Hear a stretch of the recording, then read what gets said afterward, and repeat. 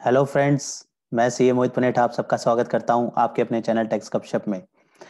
आज की इस वीडियो में हम डिस्कशन करेंगे रजिस्ट्रेशन के सस्पेंशन के रिगार्डिंग। डिपार्टमेंट ने एक सर्कुलर इशू किया है इसके रिगार्डिंग, जिसमें स्टैंडर्ड ऑपरेटिंग प्रोसीजर जो है बताया गया है कि किस तरीके से रजिस्ट्रेशन सस्पेंशन के केस में हमें जो है उसका रिवर्ट करना है, उसमें टाइम पीरियड प्रिस्क्राइब किया गया है और किस तरीके से डिपार्टमेंट उसमें एक्ट करेगा और एज अ टैक्स पेयर जो है किस तरीके से उस प्रोसीजर को फॉलो करना है। इसके रिगार्डिंग जो एक सर्कुलर इशू किया गया है मैं आपके साथ शेयर करता हूँ। उस सर्कुलर में हम डिस्कशन करेंगे कि क्या प्रोसीजर जो है डिपार्टमेंट ने बताया है। सर्कुलर नंबर 145/1/2021 जीएसटी का सर्कुलर इशू हुआ है 11 फरवरी 2021 को। इस सर्कुलर में बताया गया है कि किस तरीके से जो है इसमें स्टैंडर्ड ऑपरेटिंग प्रोसीजर जो है बताए गए हैं for implementation of the provision of suspension of registration under sub rule 2A of rule 21A of CGST rules 2017। तो इसमें एसओपी जो है डिजाइन करी गई है कि किस तरीके से हमें एक्ट करना है अपने सस्पेंशन रजिस्ट्रेशन के सस्पेंशन के रिप्लाई किस तरीके से करना है। यहाँ पे बेसिकली सबसे पहले जो है सब रूल 2A ऑफ रूल 21 का केसेस बताए गए हैं कि किस तरीके से हमारी जीएसटीआर 3B और जीएसटीआर 1 के जो मिसमैचेस होंगे उस केस में भी जो है प्रॉपर ऑफिसर के पास पावर है कि वो सस्पेंशन को कैंसिल कर सकती है। साथ ही 3B और इनवर्ट सप्लाई जो कि based on the detail of the outward supply furnished by his supplier in GSTR 1, in cases में भी जो है प्रॉपर ऑफिसर के पास पावर है कि वो जो है रजिस्ट्रेशन को सस्पेंड कर सकता है। तो इसमें जो है बेसिकली वो किस तरीके से प्रोसीजर फॉलो करेंगे। सबसे पहले इसमें फॉर्म जीएसटी REG 31, इस फॉर्म में जो है हमें जो है शोकोज नोटिस आएगा। शोकोज नोटिस जो है इलेक्ट्रॉनिकली कॉमन पोर्टल के थ्रू भी आ सकता है और हमारे मेल आईडी पे भी डिलीवर हो सकता है। तो दोनों वे हैं, या तो कॉमन पोर्टल के थ्रू या फिर मेल आईडी पे जो है REG 31 नोटिस आएगा, जिसमें वो प्रिस्क्राइब्ड होगा उस शोकोज नोटिस में कि रजिस्ट्रेशन को कैंसिल क्यों ना किया जाए। ये रीजन हमें बताना होगा, why his registration shall not be cancelled. और वहां पे हाईलाइटेड द सेट डिफरेंसेस, जो भी हमारे ऊपर जो हमने अभी देखा 3B1 में डिफरेंसेस या सेकंड क्लॉज में जो डिफरेंसेस रेज होंगे वो उसमें जो है डिफरेंसेस हाईलाइटेड होंगे, एनोमनीज जो भी होंगी, और उसका जो हमें रिप्लाई करना है विद इन 30 डेज जो है हमें टाइम पीरियड स्पेसिफाइड होगा उस शोकोज नोटिस के रिप्लाई करने का। यहाँ पे एक पॉइंट बताया गया है, till the time and independent functionality of form REG 31, जब तक REG 31 फॉर्म नहीं आता उस केस में जो हमारे पास जो डैशबोर्ड में कॉमन पोर्टल के थ्रू जो शोकोज नोटिस आएगा वो REG 17 के थ्रू आएगा। और वहां वो हम कैसे देख सकते हैं कॉमन पोर्टल में, वो हमें view notice and order section में जो है मिलेगा। जैसे ही हम लॉग इन करते हैं वहां पे यूजर सर्विसेज में हमें view notice and order section होता है, वहां पे हमें जो है REG 17 जो है मिलेगा शोकोज नोटिस, जिसका हमें 30 दिन के अंदर जो है रिप्लाई करना होगा। ये REG 17 हमें अभी REG 31 जो है वो जब तक नहीं अवेलेबल होता तब तक REG 17 के थ्रू जो है हमें ये शोकोज नोटिस इश्यू हो सकता है। फोर्थ पॉइंट में इन्होंने बताया द टैक्स पेयर वो registration are suspended will be required to furnish reply to the jurisdictional tax officer within 30 days। 30 दिन का टाइम मिलेगा, 30 दिन के अंदर जो है रिप्लाई करना होगा। शोकोज नोटिस में भी स्पेसिफाइड होगा 30 डेज का टाइम, और हमने ऊपर देखा वहां पे जो है डिफरेंसेस जो होंगे वो भी एनोमलीज जो होगी वो भी मार्क्ड होंगी, तो हमें उसका हमें रिप्लाई करना होगा why registration should not be cancel, कि हमारी रजिस्ट्रेशन कैंसल क्यों ना करी जाए, उसका रीजन हमें देना होगा।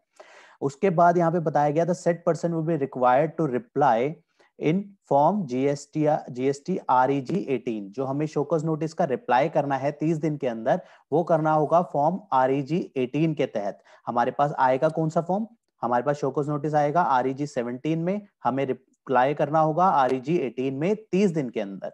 ठीक है, आगे बढ़ते हैं।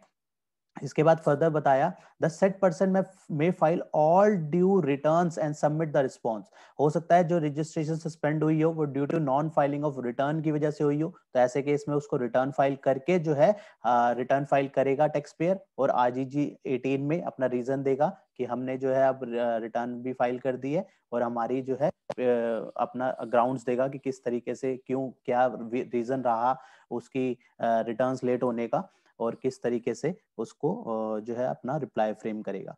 और इन अदर सिनेरियो और भी केसेस हो सकते हैं, हो सकता है उनका जो 3B1 में डिफरेंस हो, इस वजह से रजिस्ट्रेशन सस्पेंड हुई हो, तो जो भी रीजन होगा, मिसमैच का रीजन हो सकता है, तो वहां पे वो भी जो है वो बताएगा कि किस तरीके से जो है हमारी रजिस्ट्रेशन कैंसिल नहीं करी जाए।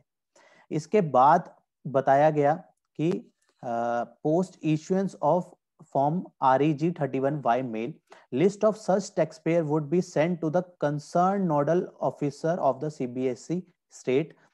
The system generated invoice can be viewed by the jurisdictional proper officer. जैसे ही हम टैक्स पेयर अपने रिप्लाई सबमिट करेंगे नोडल ऑफिसर के पास, उसकी लिस्ट तैयार हो जाएगी कि इन इनके जो है रिप्लाई सबमिट हुए, या फिर 30 दिन जो है एक्सपायर्ड हो गए, या तो 30 दिन का टाइम जो है एक्सपायर हो जाएगा तब नोडल ऑफिसर को एक्शन लेना है, या रिप्लाई रिसीव हो गया तो नोडल ऑफिसर को जो है एक्शन लेना है।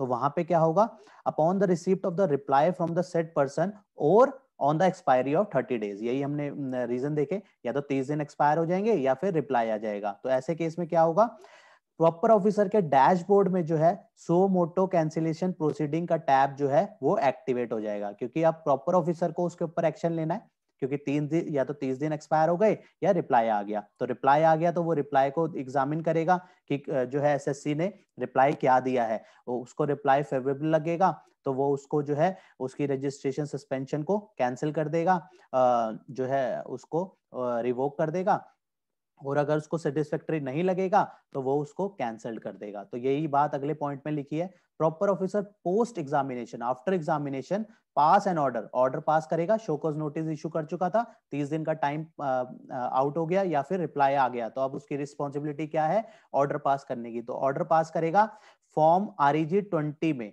अगर वो सेटिस्फैक्टरी उसको रीजन लगता है कि जो ग्राउंड्स टैक्स पेयर रेज कर रहा है वो सेटिस्फैक्टरी है, सही ग्राउंड्स है, तो वो जो है रीजन को उसको सही कर देगा। तो REG 20 जो है उसको फर्दर वो इशू कर देगा, और उसके बाद जो स्टेटस हो जाएगा वो एक्टिव शो करेगा, टैक्स पेयर की रजिस्ट्रेशन का स्टेटस जो है वो एक्टिव हो जाएगा।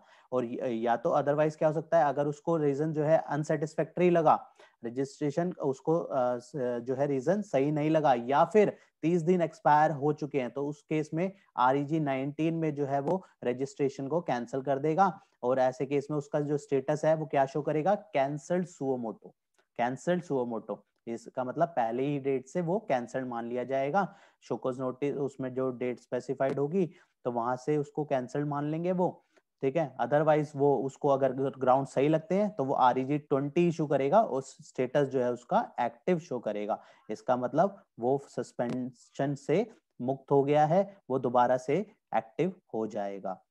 अब उसके बाद यहाँ पे बताया गया till the time REG 31 is fully ready, जब तक, जैसे कि हमने ऊपर भी बात करी कि REG 31 रेडी नहीं है तो इसलिए REG 17 में इशू हो रहे हैं, तो ये यहाँ पे बात करी गई है, till the time REG 31 is fully ready, it is advised that if the proper officer consider it is appropriate to drop a proceeding any time, कभी भी वो अपनी प्रोसीडिंग को ड्रॉप कर सकता है, और the issuance of REG 31 he may advise the said person to reply his to furnish his reply in REG 18 के तहत जो है वो रिप्लाई फर्निश करेगा टैक्स पेयर। 17 में उसको शोकोज आएगा, 18 में वो रिप्लाई देगा। It is advised that in case of proper officer is prima facie satisfied with the reply, he may revoke the suspension by passing an order under REG 20, जैसे कि हमने ऊपर भी बात करी, अगर वो सेटिस्फाइड है तो वो REG 20 में जो है अपना ऑर्डर पास करेगा, वो revoke for the revocation of suspension, तो उसकी जो है फिर वो एक्टिव हो जाएगी, उसकी कैंसिलेशन और या उसकी सॉरी जो सस्पेंशन है वो एक्टिव हो जाएगी। For post the revocation, after the revocation, if he needed, the proper officer can continue with the detailed verification of the document recovery of the short payment. उसके बाद अगर उस proper officer को लगता भी है तो वो verification करवा सकता है और recovery for the short payment भी कर सकता है। अगर उसने एक्टिव कर दी उसके बाद भी उसके बाद भी प्रॉपर ऑफिसर के पास पावर है कि वो वेरिफिकेशन करा सकता है और recovery for the short payment कर सकता है. Further, in any case, after the detailed verification or otherwise, if the proper officer find that his registration,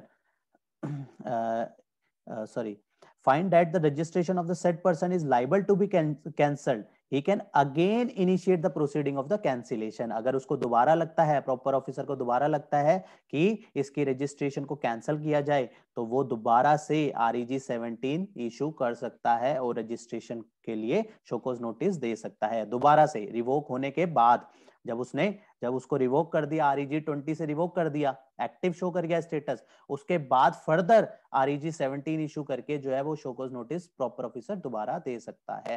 तो इस तरीके से जो है ये स्टैंडर्ड ऑपरेटिंग प्रोसीजर जो है गवर्नमेंट ने ले डाउन किया है. इसको एक बार दोबारा रिवाइज करते हैं, हम समराइज करते हैं कि अभी REG 31 अवेलेबल नहीं हुआ है, तो फॉर द टाइम बिंग हमारे पास REG 17 आएगा. REG 17 में शोकॉज नोटिस आएगा. कितने दिन का टाइम मिलेगा? 30 डेज का हमें टाइम मिलेगा.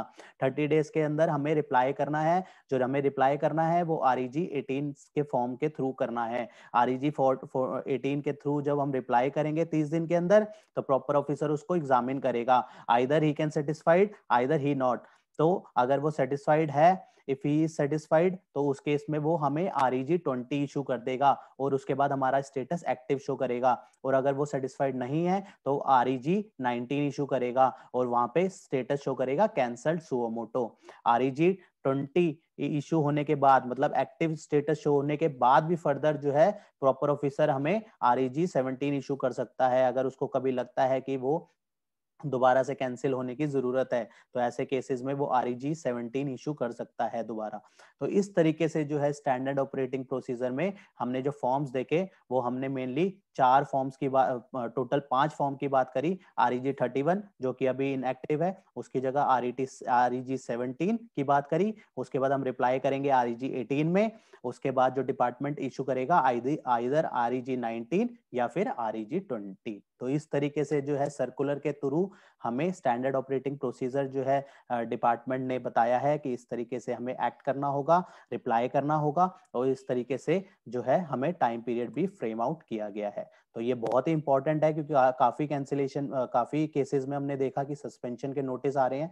तो प्लीज इसको जो है केयरफुली आप ध्यान में रखिए और ज्यादा से ज्यादा लोगों को इसको शेयर भी कीजिए, क्योंकि लोगों को इसकी जागरूकता होनी बहुत जरूरी है कि किस तरीके से हमें रिप्लाई करना है.